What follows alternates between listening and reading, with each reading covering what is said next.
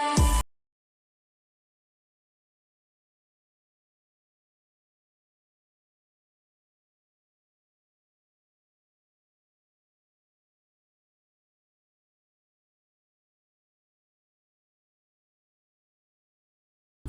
છે તમારું મારા આજના નવા વિડીયોમાં।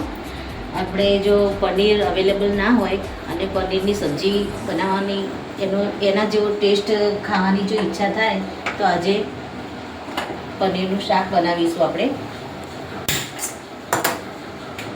એમાં પનીરનો ઉપયોગ નહીં કરીએ પણ ટેસ્ટ એકદમ બિલકુલ પનીર જેવો જ આવશે।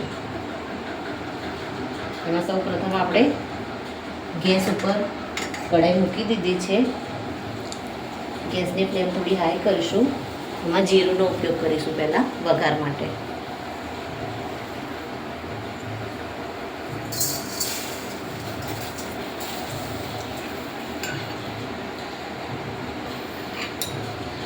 જીરુંને આપણે થોડું શેકાવા દઈશું। તો મિત્રો આમાં પનીરનો ઉપયોગ નથી કર્યો પણ ટેસ્ટ બિલકુલ એકદમ પનીરના શાક જેવો જ આવશે। અમે 2 ચમચા જેટલું આમાં હું તેલ એડ કરીશ। તેલ આવી ગયું, જીરું આવી ગયું છે। હવે આની અંદર આપણે તેલ એડ કરી દઈશું।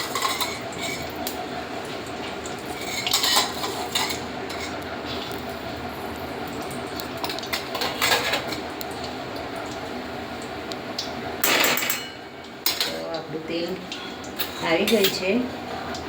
હવે એમાં આપણે મેં મીડિયમ સાઇઝની ડુંગળી લીધી છે અને મેં આ રીતે મોટી મોટી જ કટ કરી લીધી છે એ આમાં એડ કરી દઈશું।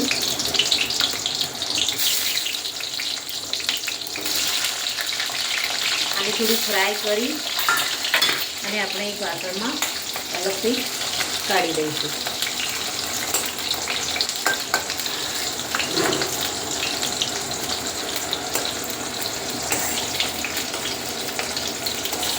આ રીતે થોડી વાર માટે હલાવીશું અને ડુંગળી થોડી ફ્રાય થાય તો મિત્રો આપણે ડુંગળીનો કલર ચેન્જ થઈ ગયો છે। હવે આને આપણે એક વાસણમાં કાઢી લઈશું।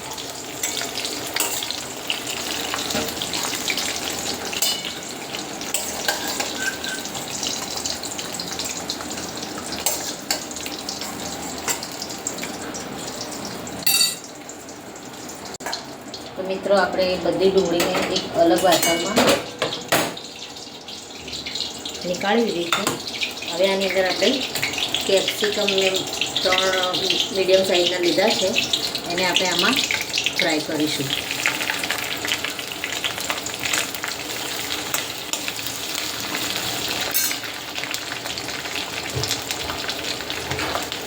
આમાં આપણે થોડું મીઠું એડ કરીશું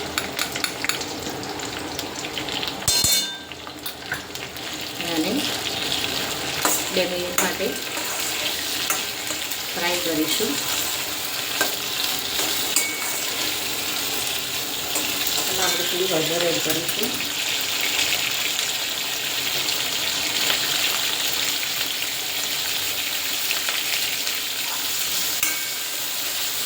કેપ્સિકમને થતાં વાર નથી લાગતી, બસ થોડા સમયમાં એકદમ સરસ રીતે ચડી જાય છે। આપણે એને ઓવરકુક નથી કરવાના કારણ કે ડુંગળીને પણ મીડિયમ ગોલ્ડન કરી છે તો આને થોડા આપણે સોફ્ટ થાય એ રીતે થોડા થવા દેવાના। તો મિત્રો આપણા કેપ્સિકમ જે છે એનો કલર ચેન્જ થઈ ગયો છે અને સરસ ચડી ગયા છે।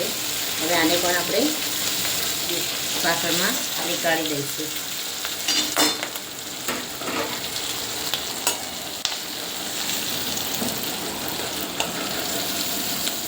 તો મિત્રો કેપ્સિકમ આપણે નીકાળી દીધા છે।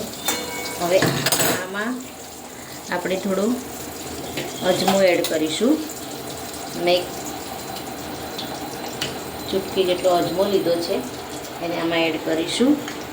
એમાં આદુ અને મરચાંની પેસ્ટ રેડી કરી છે એ આમાં એડ કરીશું।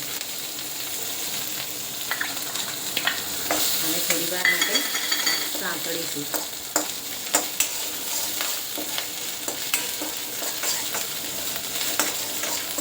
આદુ મરચાંની પેસ્ટ આપણી થોડી સંતળાઈ ગઈ છે. હવે મેં ઝીણા સમારેલું એક ટામેટું લીધું છે અને એકદમ ચોપ સમારી લીધું છે, એને આપણે એડ કરીશું.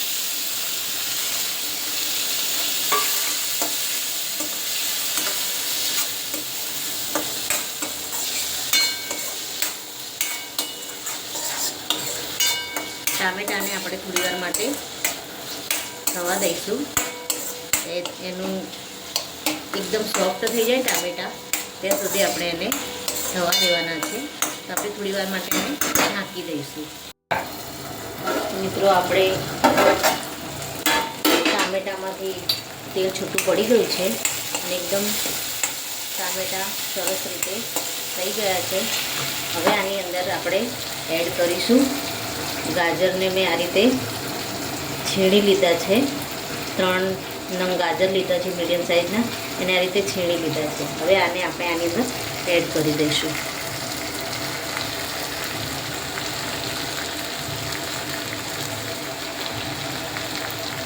છીણેલા છે એટલે ચડવામાં બહુ વાર નહીં લાગે.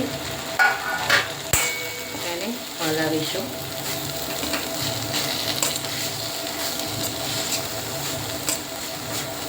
એમાં મીઠું એડ કરી દઈશું.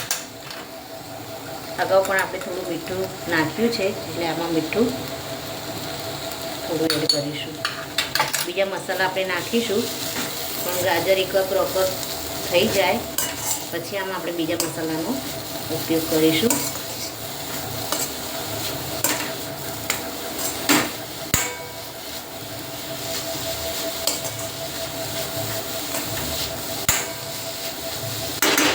અને આપણે ઢાંકી અને થોડી વાર માટે ધીમા ગેસે મિત્રો આપણે ગાજરને હલાવી દઈએ. આમાં થોડું પાણી એડ કરીશું, 2 ચમચા જેટલું.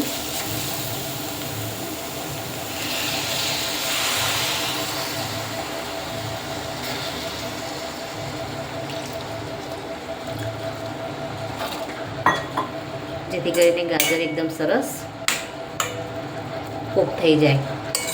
હવે આને આપણે 5 મિનિટ માટે ઢાંકીને કૂક થવા દઈશું. હવે આ કરી લઈએ.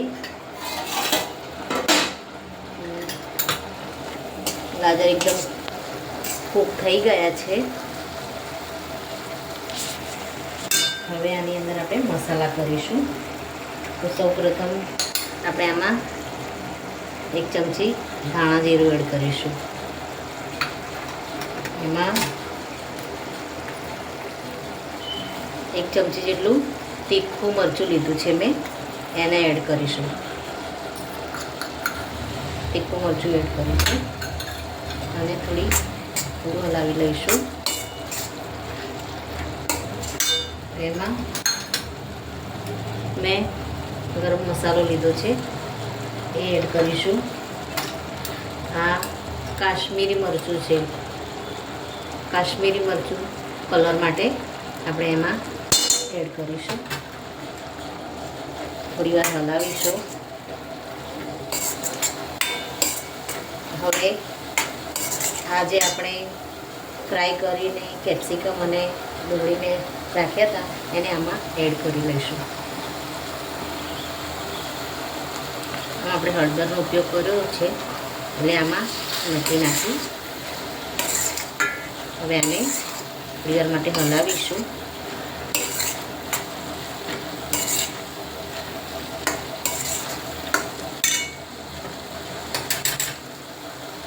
અમે પનીરનો મસાલો લીધો છે એને થોડો એડ કરી દઈશું. થોડી કોથમીર એડ કરીશું અને આમાં મેં ઘરની દૂધની મલાઈ લીધી છે એને આપણે આમાં એડ કરી દઈશું. ગેસ થોડો ધીમો રાખીશું.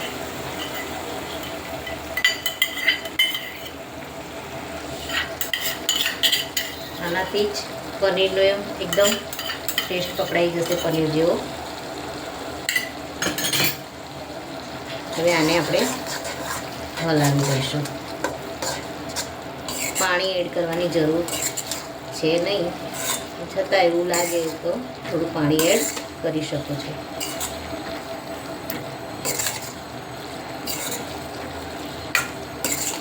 મલાઈ નાખવાથી જ એક અલગ જ પનીર જેવી સુગંધ આવે છે. અને દેખો મિત્રો, એકદમ રેડી થઈ ગયું છે આ શાક. અને 2 મિનિટ માટે ખાલી આપણે મૂકી રાખીશું. મિત્રો હવે એકવાર ચેક કરી લઈએ તો દેખો સરસ એનો કલર પણ આવી ગયો છે અને એકદમ પનીર જેવું શાક બનીને રેડી થઈ ગયું છે. હવે આને આપણે ગેસ બંધ કરી અને સર્વિંગ બાઉલમાં સર્વ કરી દઈશું.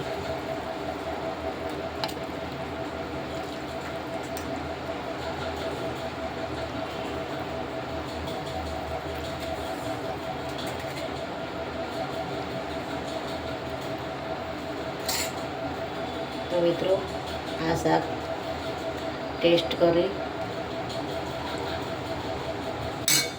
અને ખૂબ જ સરસ અને એકદમ પનીર જેવો જ આમાં ટેસ્ટ આવે છે. તો મારા આ વિડીયોમાં જોડાવા માટે ખૂબ ખૂબ આભાર.